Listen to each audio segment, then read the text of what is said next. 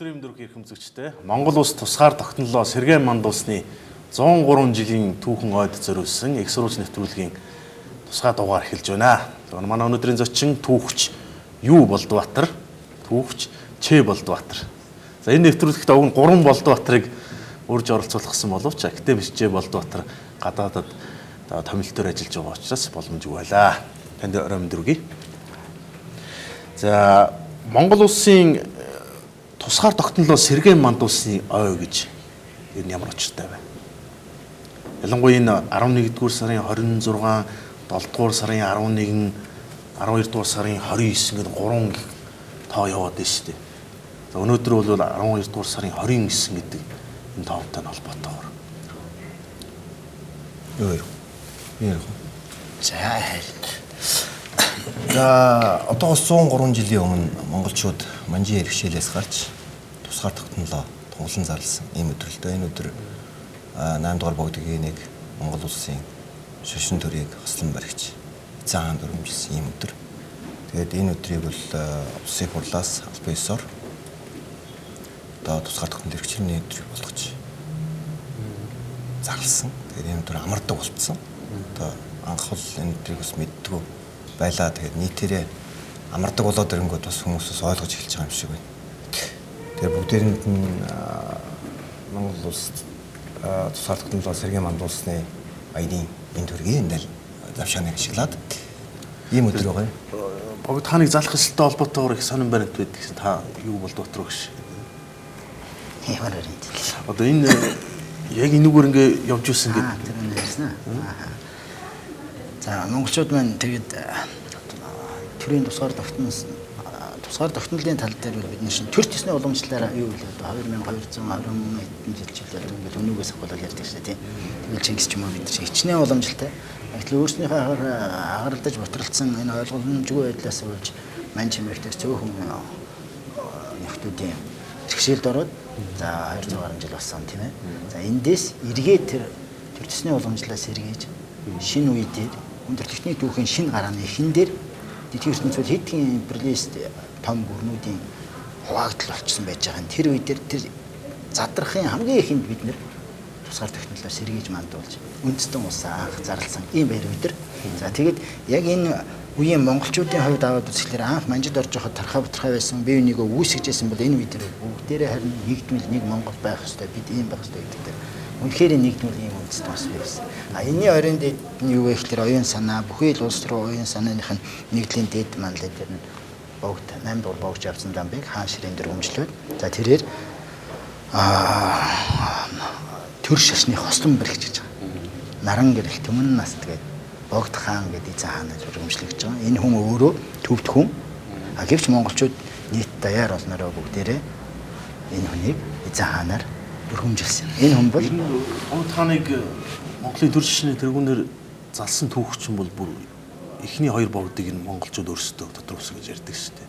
Чухам яагаад төвдөөс Монголын одоо ив нэгдлийн бэлэг тэмдэг болгоод нэггүй авчраад тавьчих болов. За зорилго нь юу байсан бэ? Тэгэхээр бидний мэдж байгаагаар 9 богд тодорсон. Тийм ээ? Мэдж байгаа шүү дээ. Тэгэхээр эхний 2 богдыг нь монголчууд өөрснөө тодруулсан. Анхных нь бол өндөргийн зам үзэр. Халахын шарын шишний тэргүүн. Тэгэхээр монголчууд тухайн үеийн улс төрийн ботролыг даван туулах бас нэг зүйл бол шашны нөлөөг ашиглаад нэгдвэл байдлаа хатгалах гэж оролж ирсэн нэг тод баримт бол өндөргийн зан үзрийг халахын шарын шишний тэргүүнээр өмжлөсөн явдал. Энэ улс төрийн агуулга, улс төрийн бодлого байсан. Дараагийнх нь ч гэсэн тийм байсан. Гэтэл үүний дараа бол манжийн иргэшээлд манжид орсон. Ингэснээр бол манж бол шашныг өөрийнхөө улс төрийн хэрэгсэл бодлого болох үүднээс 3 дугаар богдоос эхлээд бол бүгдийг нь бол төвдөөс тодруулдаг ийм уламжлал тогтоосон. Энэ уламжлал бол хадгалагдсаар 1867 онд ч санаж байна. 8 дугаар богдыг бол төвдөөс тодруулж Монголд авчирсан. 9 дугаар богд. 9 дугаар богд нь бол яг хөө 1924 онд 8 дугаар богд жанч халсны дараа түүний хойд дөрвийг тодруулах асуудал гарч ирсэн.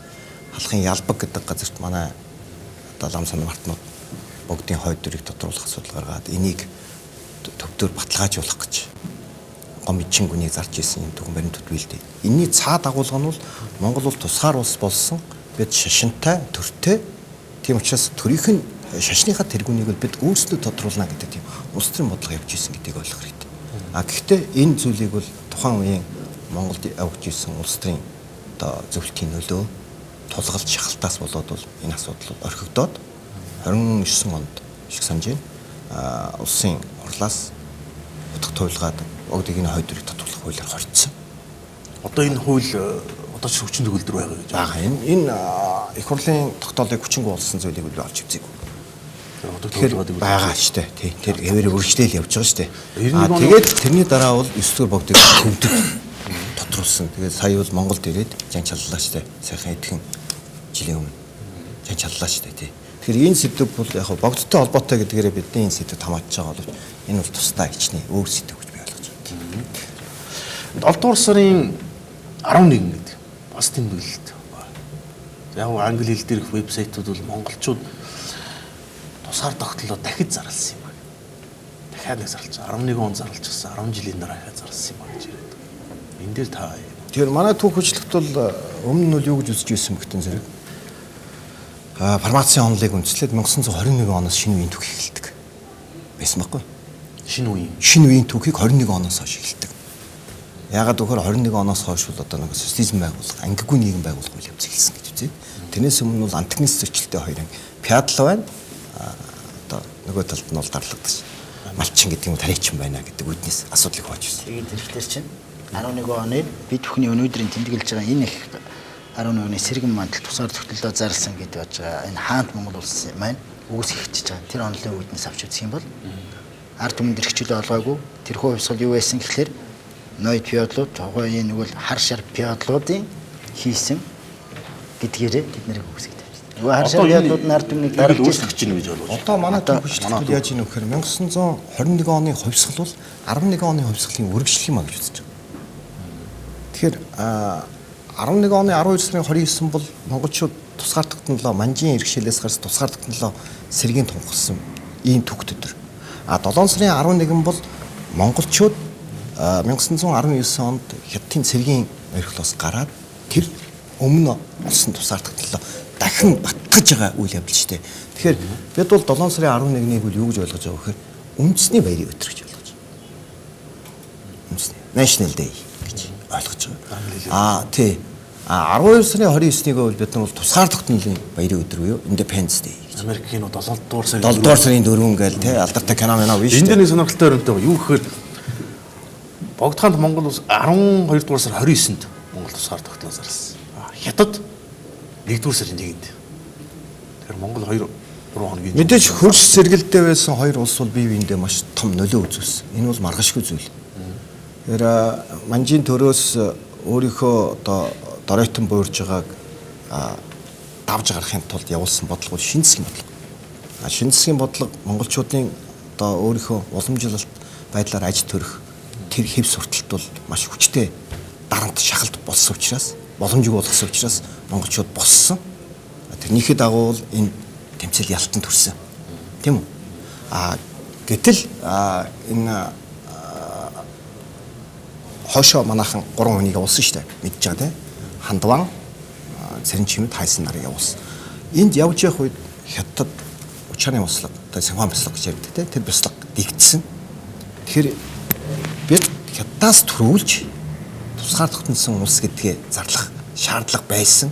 Түүнийг манай одоо ноёд ихсвэл ойлгож ирснийг харуулж байгаа тод баримт бол энэ. 1 сарын 1-нд нь Хятад дундад иргэн улсыг байгуулж байгаа. 12 сарын 29-нд монголчууд хаана ширээнд нь бүгдийг энийг хаан ширээн зал тусаалсан. Богдхан одоо Хятадын энэ үйл явдлын талаар өөрийнхөө байр суурийг илэрхийлсэн гэж мэдээлэл би сонслоо. Эний үгээр ягаад манжийн Хятад өөрийгөө манжийн залхамжлагч гэж үздэг.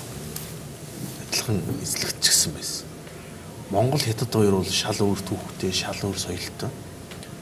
Энэ манжийн залхамжлагч бол Хятад биш ээ гэсэн байр суурь баримтлсан гэж хэлсэн гэж баримт байна л дээ. Богдхааны лүндэнд ч бас энэ тухай байж байгаа. Тэгээд дундад иргэний анхны ерөнхийлөгч нь болсон. Нөгөө өмнөд Омардынхны нийлээд жинхэнэ дундад иргэн босны.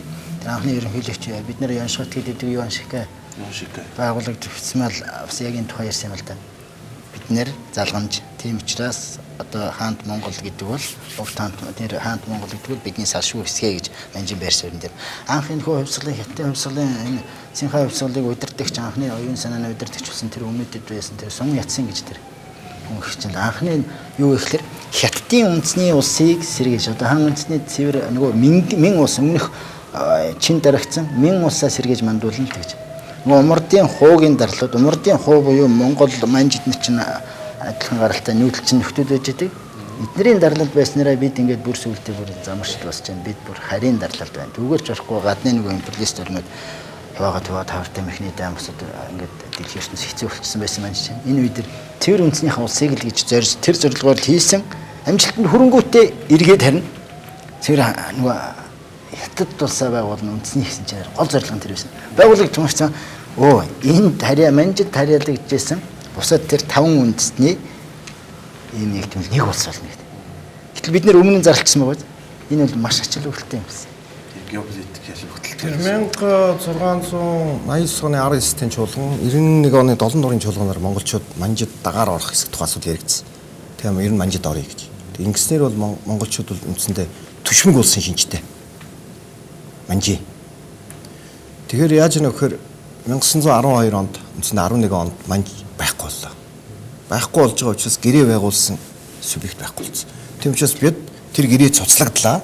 Одоо бид өмнөхөөрөө улс гэрээ байгуулаа явуулах боломжтой гэдэг. Ийм л байр суурин дээр байсан. Тэрийгэж манай одоо өвдөөц ихсэн эднэр бол баталгаажуулж.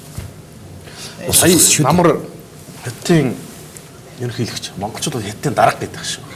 Хятадын дарга Ши Жинпин Монголд ажиллалаа шүү дээ. Хүрлийн чуулганд үг хэлэхдээ манай хоёр улсын хувьд бол нутаг дэвсгэр тусгаар тогтмол бүрэн эрхт байдалтай холбоотой ямар нэгэн маргаан байхгүй. Өөр интернет орчинд нийгмийн сүлжээг ирч юм уу? Ар Монгол гэж Монголыг Ар Монгол гэдэг манай нутаг дэвсгэр нэг хэсэж байдаг шиг иймэрхүү юм яриад байдаг. Би төрийн тэргүүнүүд харилцдаг юм. Ямар нэг эргэлзээ юу байхгүй. Ямар ч эргэлзээ байхгүй шүү дээ. Байхгүй гэж мэдээ. Монгол энэ заавал ингэж бүгд чуулган дээр хэлээд байна гэдэг чинь тийм ээ. Бүгд найрамдах хятад ард улс Монгол улсын хооронд хил хязгаар, газар нутаг, тусгаар тогтнол ямар ч асуудал байхгүй хооронд. Бивнийгээ харилцан хүлээн зөвшөөрсөн хоёр улс шүү дээ. Бидний ярьж байгаа энэ улс бол 1912 оноос 49 оны хооронд оршин тогтнож ирсэн дундад иргэн улс байгаа. Тий, бидний ярьж байгаа бол. За иргэний дайнаар аудитын тэргүүтээ өмнөс гараад ирсэн. Тий, яг тэн түүх бол дотроо 16 он хүртэл Юан Шикэ өхөл Юан Шикэгаас хойш бол нөгөө сэргийн эрхтнүүдийн үе гээл 20-од оноос сэргийн эрхтнүүдийн үе гээл тэгэл иргэний дай, тийм дотоод иргэний дай. Тэгэл нөгөө Японы төрөмгийн ил юм. Энэ хэсгээр улс тунгасны сэргийн мандуулсны ойг 10 дугаар сарын дундуурч юм тэмдэглэх боломжтой гэж яриад байна гэсэн юм гараад ирсэн. Энэ нэг юм болов. 12 дугаар сарын 29-гээр одоо Христний шашны зуул сарын мэрч 1025 тийм. 2031-нд шинэ жилээ болж байгаа. Тэгэхээр энэ том ойч ингэ би бол өөрийнхөө байр суурийг одоо илэрхийлж болж байна. Гэтэ оё яриул яасан. Би илч юм. Тэгээ би бол юу гэж ойлгож байна гэхээр энэ өдрийг бол монголчуудын баярын өдрөө, амардаг өдрөө гэж бол манай их хурлаас тогтооцсон. Юм учраас бид энэ өдрөө л баярна. Бид энэ өдрийг ийм өдөр болох гэж маш их тэмцсэн байхгүй. Хувьдаа энэ тэмцлийн талаар бол магнанд нь явсан хүн бол манай амьдаа. Тэгэхээр амьдаа бол энэ талаар илүү сайн тодорхой ярьж байгаа. Тийм учраас бол би бол энэ хуулиар тогтооцсон зүйлээ л дагаад явсан дээр. Тэрний өөрчлөлт тухайн асуудал бол ичнэ тусдаа 12 сарын 29-ноор байна.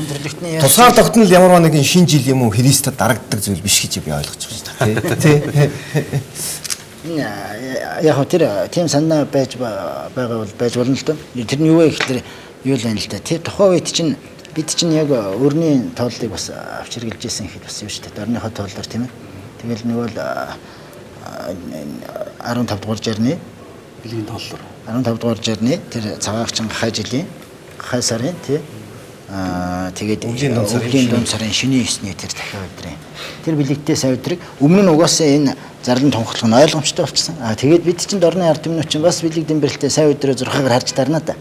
Тэгээд тэр бас нэг 12 сарын юу тэгээд тавих зэрэг л дээ дунд намар юу өвлийн дунд сарын шинийн 9-нэр тийм ээ. Тэгээд сонирхолтой уучлаарай. Нэг сонирхолтой зүйл хэлэхэд энэ жилийн 12 сарын 29 өвлийн дунд сарын шиний 8 баг шүү.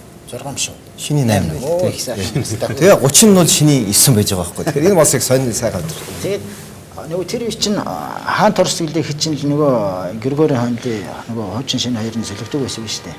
Тэгээд тэд нарыг бид нар ингэж бодож бодож байгаа 12 сар 29 байсан байна. Өнөөдөр их орвол гэдгээ манай судлаачид тогтоосон байна л да. Тэгээд зарим нь болохоор нөгөө гадаадын зарим судлаачид монголчуудын тусгаар технологи зарласан өдөр нь 11 сар эднэр гэсэн мэдээнүүд 11 сарын 30 гэж тоонол байдیں۔ 11 сарын 30 гэж үздэг улсууд бий. Яагаад гэвэл 11 сарын 30-нд Сандаа амрыг хөөж гаргаад тэгээд нөгөө 12 сарын 4 болчдөг багч. 11 сарын 30-нд нөгөө халахын хүрээний бүхрийг төр ерөнхийдөө шийдэх газар байгуулагдсан байхгүй. Тэгээ энэ төр засгийн газрын хийсэн гол ажил нь бол Монголын тусгаар тогтнолыг баттгахын тулд богдын лүндэг Монгол угсаатнуудад таргаах, богдыг хаан ширээнд өргөмжлөх одоо бэлтгэл ажлыг хангах, хүрээнд байгаа одоо манжийн засаг захиргааны аппаратыг хөөж гарах гол үүргийг гүйцэтгэсэн байхгүй. Тэгэхээр энэ үеэс эхлээд л яг хөөхэд энэ огног баярын өдөр болгоё гэдэг тийм санал явж байгаа хэл та тийм. Гэхдээ бид бол энэний төлөө бол бас баггүй залууч байсан, баггүй тэмцсэн шүү. Бид нар бол богдын ордонд залуучууд цуглаад энэ 12 сарын 29-ний өдөр болгон одоо жил үрийн энэ өдрөө ирж бас нэг хүндэтгэл үзүүлдэг юм байсан. Бидний энэ ордон хаалттай, чойштой тэгэл тэр гадаа нь бид нар чинь тэгэл нэг 11 сарын 26-ны өдөр. 11 сарын 26-ны өдрийн талаар Игэл телевиз энэ яг энэ эфир дээр урьж ярилцж байсан юм аа. Яг энэ тэр өдөр ямар өдөр вэ гэж. Тэгэхээр энэ өдөр бол нөгөө бид нар монголчууд их нөгөө ярихдаа нөгөө дутуу гэдэг юм товчилж ярьдаг. Бүгд найрамдах Монгол ард улсыг тунхагласны өдөр байхгүй. Тэгэхээр монголчууд бол засаглаас тий монголчууд бол үндсэндээ 2000 гаруй жилийн төр төсний төвхтэй манай амьдаглаа шүү. Тэгэхээр тэрний ихэнх нь бол хаан засаглалын жил. Хааныг бол хаан л залхамжлан шүү дээ. Тэгэхээр 24 оноос бол бид бол төрийн эрх барих дээд байгууллага сонгодог засаглал руу очиж. Засаглалын хэлбэр нь өөрчлөгдсөн тэр л өдөр. Энэ паблик дэйл байхгүй юу? тэгэл яг бидний төрөний ярьсан шүү дээ. Нөгөө богд эдсэн яг богд тааны тухай төрөнд ярьжсэн. Тэгэл богд таа маань 24 онд өдөлчих. Хаврын өдөлчих байгаа. Тэгээд дараагийн төрийг тодруулахгүй. Тэгээ манай тусгаар технологи бас нөгөө гадаад улс орнуудын бас хүнд хэцүү бас асуудлууд гарч ирсэн. Яг энэ үе дээр л бид нар ялчгүй энэ зам зүйтэй юм байна гэдгийг бас тулгалтж байсан. Бид нар өрснөч энийгээ сонгосон тэгчээд намар нэний чинь хэлцээр одонтой анхтуул үндсэн хуулиа батлаад бүгд найрамдах Монгол ард улс гэдгийг тунхаглаад хаан засаглаас саллаа. Тэгэхээр юу халлаа. Тэгээд богд хаан маань юу гэхээр Монголын хамгийн сүүлчийн эзэн хаан болж үлдсэн түүхэнд. Тэгээд 20 дугаар зууны сэрэг мандалтын хамгийн анхны эзэн хаан төрийн тэргүүн юм.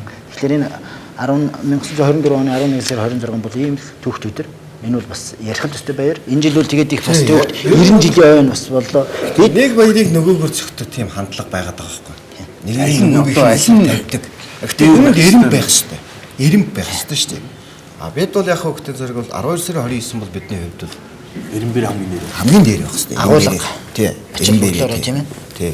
А дараагийн эренбэрээ бол миний бодож байгаа тэр юугаа хийх хэрэгтэй. Үндэснийхээ баярыг хийх хэрэгтэй. Монгол үндэстэн 7 сарын 11-нд баярлж штэ тийм ээ. Тэр нэг сайхан таардаг. Яг нөгөө бидний 100-ийнхаа хавраа адаг 100-ын тэргүүн зарчмыг уул усаа дахиад мөрөөр яг түүхэн үүднээс харуулж энэ өдөр яг юу болсон байг ярих юм бол өчнөө зөрчилтэй юмнууд ярина. Гэтэ энэ тийм баярын өдөр тийм юм ярмааргүй байна л да. 12 сарын биш 11 сарын 26-ны өдөр бол засаглалаа солисон өдөр. Энэ өдөр бол монголчууд анх үндсэн хуультай болсон өдөр шүү дээ. Тэгэхээр энэ өдөр бол бид тэмдэглэх ёстой юу тэмдэглэх ёстой. Гэхдээ нэг сүйд болоод 12 сарын 29-нээс илүү эренбинээс нь дээр гаргаж тэмдэглэж болох.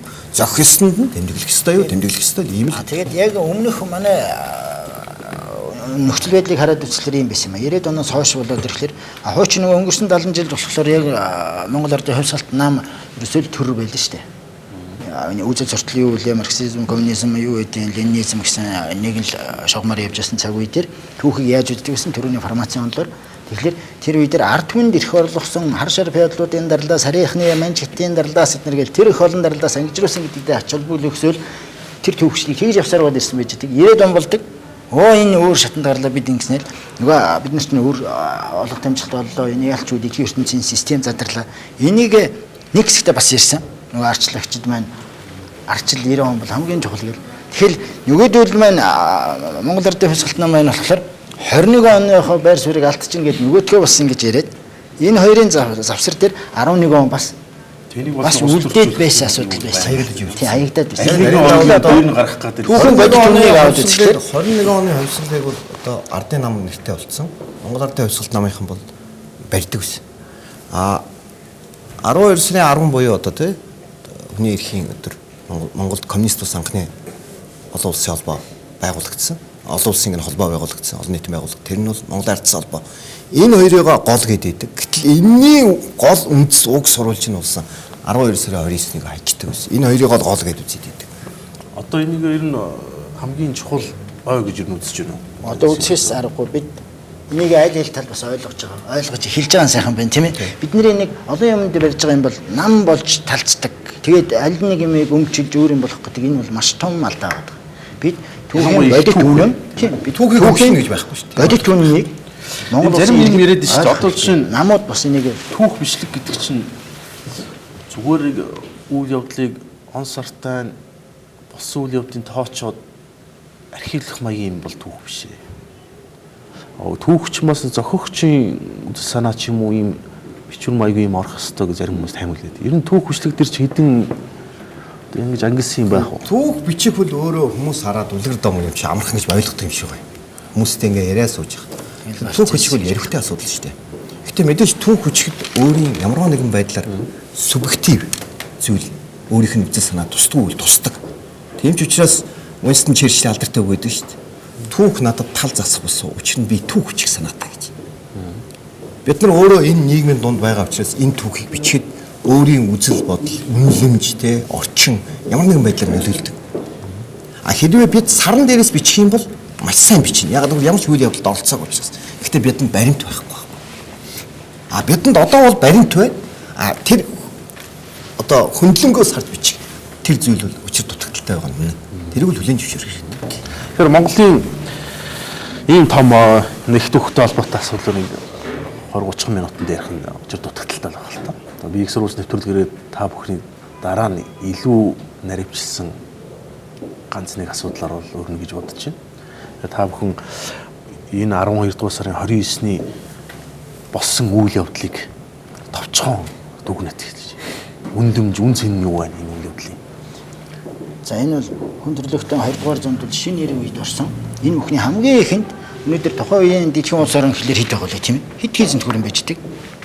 Тэгэл дэлхийн 1-р дайн түүний дараа газрын зураг дээр дэлхий дээр хэд хэдэн улсууд бий болов. Дэлхийн 2-р дайн дараа нь олон улсууд. Дараа нь 60-аад он дээр бүр тийм ээ колоничлолын систем задарлаа. Хичнээн олон улсууд бол сая 90-ад оноос хичнээн олон зүйл толгойд улсад нар задраач юм олон улсууд. Тэгэхэд энэ олон задарч өнөөдөр тусгаар тогтноос хичнээн улс байгуулъя. Тэгэхэд 20 дугаар зууны эхэнд бид тусгаар тогтнолоо зарласан юм гэдэг. Бид нэгдмэл санаагаар болсон гэдэг нь маш ачаал үйлдэл. Дээр нь бид нэг ийм ойлголтыг манай иргэд ойлгох хэрэгтэй. Бид энийг мэдрэх хэрэгтэй байгаа. Юу вэ гэхээр бидний хятадын аюул яриад байдаг. Нэг л хятадын байсан юм шиг. Манччингийн үедэр манччин байгуулагдахад өвөрлөгчийн зарим өвөрлөгчд манжууд нийлжээж мянга дарж болж байгаа шүү дээ. Чинг байгуулж байгаа шүү дээ. Чин усыг манж. Манжийн иргэшэл хан үндэстэн буюу хятадууд орсон. Манжийн иргэшэл. Монголчууд бас орсон. Монголчууд ихтэй бүр 100 хэдэн жилийн давтамжтайгаар 3 Монгол орсон юм. Ингэж орохдоо бас хятад Монголын хоорондох нөгөө манжид хандлага манжуудын статус нь өөр байсан шүү. Монгол бас өөр байсан. Тэгээд нэг оны хувьсгалын гол ач холбогдлыг хэлэх юм бол хоёр л зүйл байна. Энэ бол монголчууд тусгаар тогтнол олж авсан. Монгол үндэстний хувьд сэргэн мандах эхлэл тавигдсан. Ийм л үндсэн гол ач холбогдол. Дарлалаас ангиж ирч. Тийм манжийн иргэшилээс дарал гэдэг үгнээс жоохон татгалзаад байгаа юм. Тэгээд яг саяхан тэр юу шүү. Хятадууд бас тусдаа үндэсний хавсыг байгуулсан. Бид бас гарсан манжаас. Яг л энэ хамгийн бог танаач тийм ээ. Дунд дэргийн ерөнхийлөгч явуулсан юм да тийм байдаг шүү. Хэд хоног юм бэ? Дараа ирц заас тусгаар тогтнолоо. Тэр бол өөрөө улс төрийн том учир холбогдолтой зүйл шүү. Бид бол хятадаас өөр үндэстэн, бид өөр түүхтэй, төрч ёсны уламжлалтай бид бол тусдаа улсаа гэдгийг л харуулж байгаа. Энэ л хангалттай шүү дээ, тийм ээ. За баярлалаа. Их сурвалж нэвтрүүлгийн тусгаар дугаар анхаарал хандуулсан та бүхэнд баярлалаа. Түүхч Ч Болдбаатар, Юу Болдбаатар оролцлоо. За баярлалаа.